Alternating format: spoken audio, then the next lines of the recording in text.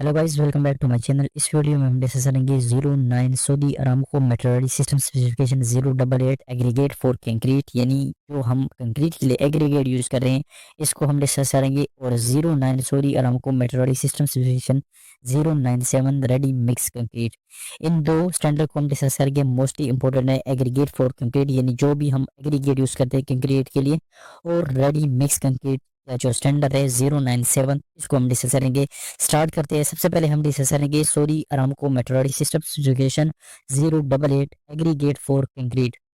ये हमारे पास aggregate of concrete के लिए जो स्टैंडर्ड यूज होता है सऊदी अरामको प्रोजेक्ट के लिए 09 Saudi Aramco metrology system specification 088 aggregate for concrete. सबसे पहले हमारे पास जो स्टैंडर्ड के लिए रेफरेंस यूज होते हैं वो हमारे पास है ASTM C33 standard specification for coarse aggregate.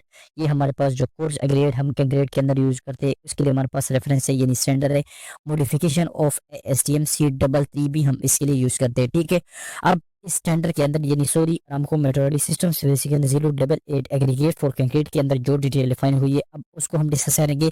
अब minimum stock file of 500 cubic metre of each aggregate site shall be committed by supplier and accepted. इसका मतलब है कि हमारे पास डिफरेंट टाइप ऑफ एग्रीगेट होते हैं, तो उसके लिए आपने स्टॉक फाइल को बनाना होता है और separate stock file 500 cubic metre का बनाना होता है। यानी जो सप्लायर हमारे पास अरामको से अप्रूव है, यानी जो वेंडर है जो मटेरियल लेके आने वाला होता है, वो आपका हर एग्रीगेट साइज के लिए डिफरेंट स्टॉक फाइल बनाएगी, यानी 500 क्यूबिक मीटर का स्टॉक फाइल एक जगह पे बनाएगा। अब नेक्स्ट हमारे पास है simple shall be taken at random and the frequency at least one simple per 200 cubic metre of aggregate to be shift but not less than be one simple per month. इसका मतलब है कि हम जब भी सिंपल कलेक्शन करेंगे तो at least 200 cubic metre हमारे पास जब मटेरियल हो जाता है तो उसके लिए हमारे पास एक मंथ के अंदर हमने इसका सैंपल वगैरह कलेक्ट करना होता है और जो रिक्वायर्ड टेस्टिंग है वो हम परफॉर्म इसके ऊपर करते हैं, ठीक है। अब नेक्स्ट हमारे पास है aggregate shall be obtain from the same source. इसका मतलब है कि जब भी हमारे पास एग्रीगेट हम लेके आएंगे वो एक सोर्स का होना चाहिए, यानी एक जो जो सप्लायर आपको होता है वो आपका जिस वेंडर से जिस कंपनी से वो मटेरियल परचेज करता है वो आपका सेम होना चाहिए, यानी मटेरियल आपका सेम होना चाहिए। मटेरियल के अंदर आपका यानी एग्रीगेट है उसके अंदर वेरिएशन नहीं होनी चाहिए, यानी चेंज नहीं होना चाहिए, ठीक है। अब नेक्स्ट हमारे पास है manufacture sand shall be washed with water content no more than 3500 ppm of the TDS and 1000 ppm of chloride. इसका मतलब है कि जो सैंड हम लेके आते हैं मटेरियल के लिए यानी कंक्रीट में यूज करने के लिए, अब उसको हम जब वॉश करते हैं तो जो वाटर हम वॉशिंग के लिए यूज करते हैं उसकी TDS की वैल्यू जो हमारे पास है वो 3500 ppm से ज्यादा नहीं होनी चाहिए, यानी पार्ट पर मीडियम से ज्यादा नहीं होनी चाहिए। अब नेक्स्ट हमारे पास क्लोराइड, जिस सैंड के अंदर हमारी क्लोराइड शामिल हो उसकी हमारे पास जो वाटर वॉशिंग होती है यानी जो वाटर हम यूज करते हैं उसकी TDS वैल्यू हमारे पास 1000 ppm से ज्यादा नहीं होनी चाहिए, ठीक है।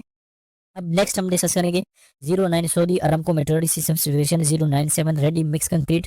अब इस स्टैंडर्ड में हमें जो रेफरेंस डिफाइन हुई है वो हमारे पास है ASTM C94 M14 specification for ready mix concrete. अब इसमें हमारे पास फर्स्ट पॉइंट जो डिस्कस हुआ है वो concrete shall be discharge before the drum has revolution 300 revolution.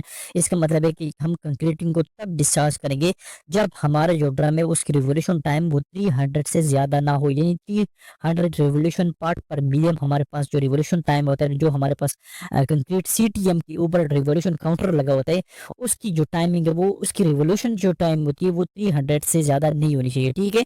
यानी आपका 300 के अंदर ही इसको आपने कवर करना है, यानी कंक्रीटिंग जो होती है वो आपने 300 रिवोल्यूशन काउंटर से पहले ही पूरी करनी से पहले आपने डिस्चार्ज करनी होती है, ठीक है। अब नेक्स्ट पॉइंट हमारे पास है concrete delivery in truck having note prepared revolution counter shall be rejected. इसका मतलब है कि मोस्टली अरामको के अंदर अगर आपकी कंक्रीट का रिवोल्यूशन काउंटर यानी उस CTM का जो कंक्रीट ट्रांजिट मिक्सर है अगर रिवोल्यूशन काउंटर जो है उसका खराब हो तो वो कंक्रीट आपकी रिजेक्ट होती है, ठीक है। यानी उसको आपने रिजेक्ट करना होता है, एज ए QC इंस्पेक्टर अगर आप काम करते हैं तो उस रिवोल्यूशन काउंटर को आपने रिजेक्ट करना होता है, यानी उस CTM की कंक्रीट को आपने रिजेक्ट करना होता है, ठीक है।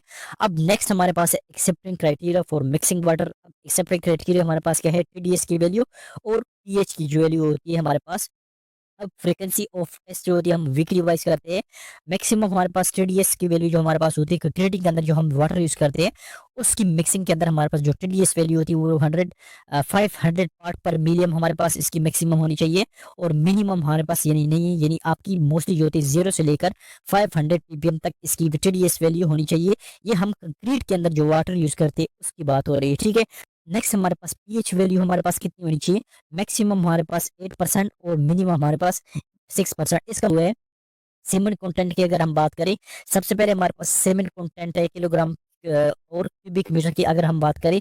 स्ट्रक्चरल कंक्रीट के लिए हमारे पास जो मैक्सिमम हम सीमेंट कंटेंट यूज करते हैं, मैक्सिमम हमारे पास 370 केजी पर क्यूबिक मीटर यूज होती है और मिनिमम हमारे पास है 350 केजी पर क्यूबिक मीटर के अंदर हम इसको सीमेंट कंटेंट यूज करते हैं। ठीक है, ये स्ट्रक्चरल कंक्रीट के अंदर।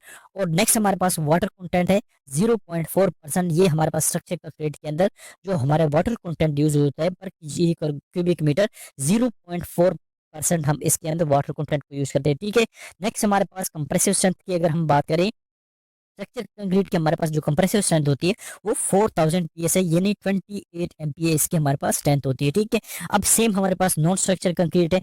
नॉन स्ट्रक्चर कंक्रीट हमारे पास अगर जिस तरह हमारे पास लीन आ गई, ब्लाइंडिंग कंक्रीट आ गई या पीसीसी हम जब करते हैं, स्ट्रक्चर कंक्रीट हमारे पास जिस तरह हमारे पास बीम होती है या स्लैब होती है या कॉलम्स होती है, ये हमारे पास स्ट्रक्चर कंक्रीट कहलाई जाती है। उसकी हमारे पास जो स्ट्रेंथ है वो 4000 पीएसआई है। और नॉन स्ट्रक्चर कंक्रीट जिस तरह हमारे पास लीन है, पीसीसी है या ब्लाइंडिंग कंक्रीट है, उसके हमारे पास जो कंप्रेसिव स्ट्रेंथ है वो 14 एमपीए होनी चाहिए। ठीक है, इसमें हमारे पास सीमेंट कंटेंट यूज होता है मिनिमम हमारे पास 250 केजी पर क्यूबिक मीटर के अंदर यूज होते हैं। और इसमें हमारे पास जो वाटर कंटेंट रेशियो है वो 0.6% तक एक्सेप्टेबल है। ठीक है, नेक्स्ट हमारे पास है precast and pre stress concrete, या हमारे पास वाटर रेटिंग स्ट्रक्चर के अंदर जो हमारे पास कंक्रीट यूज होती है, इसके हमारे पास सीमेंट कंटेंट जो यूज होता है वो हमारे पास 370 केजी पर क्यूबिक मीटर के अंदर यूज होता है, यानी इससे कम नहीं होनी चाहिए। और वाटर कंटेंट हमारे पास जो रेशो होता है वो 0.4% होना चाहिए। अब नेक्स्ट हमारे पास प्रीकास्ट या प्रीस्ट्रेस कंक्रीट की हमारे पास जो स्ट्रेंथ है 5000 पीएसआई या 35 एमपीए हमारे पास इसकी स्ट्रेंथ होनी चाहिए, यानी हमें जब भी प्रीकास्ट कंक्रीट करते हैं उसकी हमारे पास मिनिमम जो कंप्रेसिव स्ट्रेंथ है वो 5000 पीएसआई होनी चाहिए, इससे ज्यादा नहीं होनी चाहिए। ठीक है, अब फर्दर हम इसको मजीद डिस्कस करते हैं। अब सबसे पहले हमारे पास स्लम की वैल्यू, यानी Saudi Aramco metrology system special 097 हमारे पास जो स्लम की वैल्यू डिफाइन हुई है। स्लम की वैल्यू हमारे पास जो सऊदी अरामको के अंदर यूज होती है वो हमारे पास 150 प्लस माइनस 40 है, बट ये आपके वेरिएशन कर सकते हैं, यानी आपका 200 प्लस भी जा सकते हैं, 250 पे भी जा सकते हैं और 150 से कम भी हो सकते हैं, क्योंकि ये आपका डिपेंड करता है टेम्परेचर पे और आपकी स्ट्रक्चर पे डिपेंड करते हैं कि वो स्ट्रक्चर टाइप ऑफ आपकी क्या होनी चाहिए। ठीक है, बट जो हमारे पास Saudi Aramco metrology system specification 097 में डिफाइन हुए वो 150 प्लस माइनस 40 डिफाइन हुए। ठीक है, अब addition of water retempering shall not be allow. अब इसका मतलब है कि आप जब भी कंक्रीटिंग करेंगे, अगर एग्जांपल आपका स्लम जो है वो लो है तो उसके अंदर आप एडिशन ऑफ वाटर जो है वो यूज नहीं करेंगे, या आप कंक्रीटिंग करेंगे एक दफा आपने सरफेस को स्मूथ बना दिया तो दोबारा इसके अंदर रीटेम्परिंग आप नहीं कर सकते। ठीक है, इसकी हमारे पास है जो हम एडमिक्सर यूज करते हैं सिलिका फ्यूम है, not be less than 7%, not be exceeded 10%, यानी जो अगर एग्जांपल कंक्रीट के अंदर हमने सिलिका फ्यूम यूज करना है एडमिक्सर, ये हमारे पास एक टाइप ऑफ एडमिक्सर है, वो हमारे पास 7 to 10% से ज्यादा नहीं होनी चाहिए, यानी 7% से कम नहीं होनी चाहिए और 10% से ज्यादा नहीं होनी चाहिए। सेम आपका the maximum water soluble chloride ion, अगर हमारे पास सोल्यूबल क्लोराइड आयोन हम कंक्रीट के अंदर यूज करते हैं तो हम एग्जांपल हमारे पास स्ट्रक्चर कंक्रीट है, रीइंफोर्स्ड कंक्रीट है, तो वो हमारे पास 0.15 से कम नहीं होने चाहिए। और अगर एग्जांपल प्रीकास्ट या प्री स्ट्रेस कंक्रीट है तो उसके अंदर 0.06% से हमारे पास ये हमारे पास जो क्लोराइड आयोन है ज्यादा नहीं होने चाहिए। ठीक है, ओके, नेक्स्ट हमारे पास है the maximum sulphate ion in concrete. जब हमारे पास कंक्रीट के अंदर सल्फेट आयन अगर आ जाए तो वो हमारे पास रीइंफोर्स यानी आरसीसी कंक्रीट जब हम करते हैं, स्ट्रक्चर कंक्रीट करते हैं, तो वो हमारे पास 4% से ज्यादा नहीं होनी चाहिए। ठीक है, नेक्स्ट हमारे पास है consistently and uniformly test perform as per requirement A STM C94M 14। इसका मतलब है कि हमारे पास जितनी भी हम टेस्टिंग परफॉर्म करते हैं, कंप्रेसिव स्ट्रेंथ हमारे पास है, सिलेंडर जब हम फिल करते हैं, टेम्परेचर टेस्ट है, इसके अलावा हमारे पास जो स्लम्प टेस्ट है वो हम एज पर यूनिफॉर्मली हम टेस्ट परफॉर्म करेंगे। जब भी हमारे पास जो हमें डिफाइन हुआ है कि एस पर एसटीएम में हमें ये डिफाइन हुआ है यानी जो हमारे पास एसटीएम C94 में डिफाइन हुआ है कि आपने यूनिफॉर्मली टेस्टिंग परफॉर्म करनी, जब भी आपके पास यानी कंक्रीटिंग होनी है आपने यूनिफॉर्म तरीके से जो भी टेस्टिंग आपको डिफाइन हुई है, स्लम्प टेस्ट है, टेम्परेचर टेस्ट है, सिलेंडर हम जब फिल करते हैं या क्यूब हम फिल करते हैं, तो वो टेस्ट हम यूनिफॉर्मली इसके अंदर परफॉर्म करने होते हैं। ठीक है, तो ये हमारे पास Saudi Aramco metrology system certification 097 के अंदर जितनी भी डिटेल डिफाइन हुई है वो मैंने आपको बता दी। अब इसमें किसी भी रिलेटेड क्वेश्चन है तो आप कमेंट सेक्शन में पूछ सकते हैं। Thank you.